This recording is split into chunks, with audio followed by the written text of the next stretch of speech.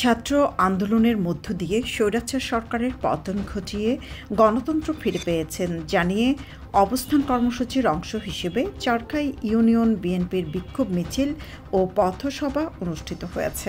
বৃহস্পতিবার বিকালে স্থানীয় চারখাই বাজারে বিএনপির অবস্থান কর্মসূচি পালন, বিক্ষোভ মিছিল ও পথসভা অনুষ্ঠিত হয়। বিয়ানীবাজার উপজেলার চারখাই ইউনিয়ন আওয়ামী লীগের পক্ষ থেকে নেতৃবৃন্দরা জাতির জনক বঙ্গবন্ধু শেখ মুজিবুর রহমানের প্রতিকৃতিতে পুষ্পস্তবক অর্পণ করেন এবং দোয়া মাহফিল করেন। বৃহস্পতিবার স্থানীয় চারখাই বাজারে স্বল্প পরিসরে নেতৃবৃন্দরা শোক পালন অনুষ্ঠানের আয়োজন করেন। সিলেট নগরের কোর্ট পয়েন্টকে শহীদ সাংবাদিক এটিএম তোরাব চত্বর ঘোষণা করা হয়েছে। বৃহস্পতিবার বিকাল 5:30টার দিকে সিলেটের প্রতিনিধিত্বশীল সাংবাদিক সংগঠনের নেতৃবৃন্দ, রাজনৈতিক নেতৃবৃন্দ ও বৈষম্য বিরোধী ছাত্র আন্দোলনের নেতৃবৃন্দের উপস্থিতিতে ব্যানার টানিয়ে আনুষ্ঠানিকভাবে তোরাব চত্বর নামকরণ করা হয়।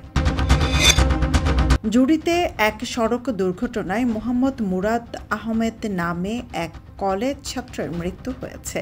এ ঘটনায় আহত গাড়ি চালক সহ অপর এক আরোহী সিলেট হাসপাতালে চিকিৎসাধীন।